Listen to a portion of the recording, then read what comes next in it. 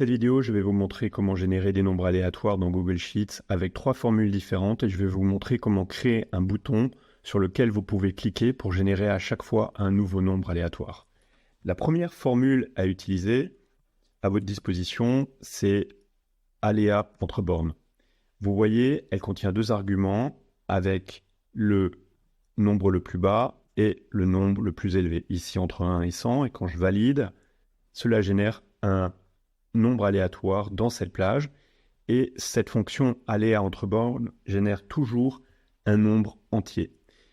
Une autre manière d'utiliser cette formule est, dans l'exemple suivant, de mettre la formule ici et de sélectionner la plage dans des cellules à côté. Donc ici, ça génère un nombre aléatoire entre 1 et 100, entre 1 et 10, donc là on a eu 5, entre 50 et 200, entre moins 10 et 0. C'est une manière d'utiliser cette formule.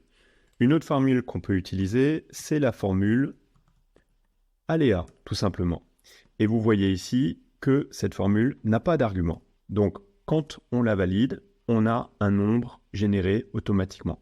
Par contre, la fonction aléa génère toujours un nombre entre 0 et 1 avec beaucoup de chiffres derrière la virgule.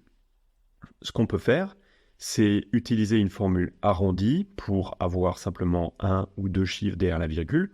Ce qu'on peut aussi faire, donc là, c'est ce qu'on a ici. Je l'ai arrondi avec deux chiffres derrière la virgule avec la formule ici.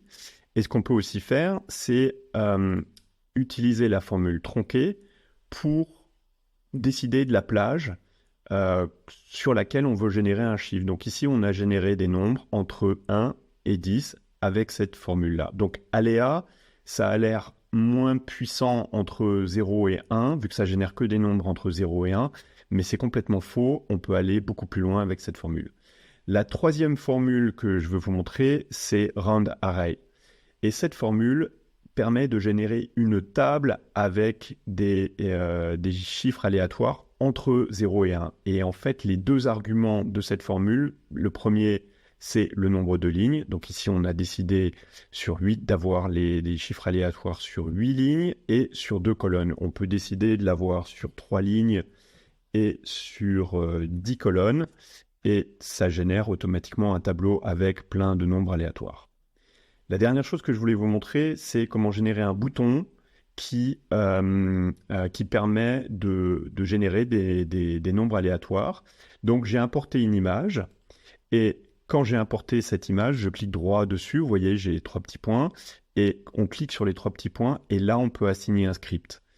Et en fait, à chaque fois que je clique dessus, j'ai mis la plage à jusqu'à maximum 100. Donc ici, dans la cellule B2, j'ai un nombre aléatoire qui est généré entre 1 et 100 à chaque fois que j'appuie sur ce bouton. Donc, quand j'appuie dessus, voilà, le script est exécuté et là, j'ai eu 31. Et pour pouvoir faire ça, il faut aller ici dans Extension Apps Script et on a Google Apps Script qui est en train de s'ouvrir et là, on a le script qui apparaît. Et donc, la plage maximale ici est dans la cellule A2 et je demande le résultat dans la cellule B2. C'est ce qui se passe ici, plage maximale A2, cellule B2. Et à chaque fois que j'appuie sur cette image, ça génère un nouveau nombre. Si vous voulez récupérer cette formule, il faut aller sur l'article en lien, vous pouvez le copier et c'est très facile.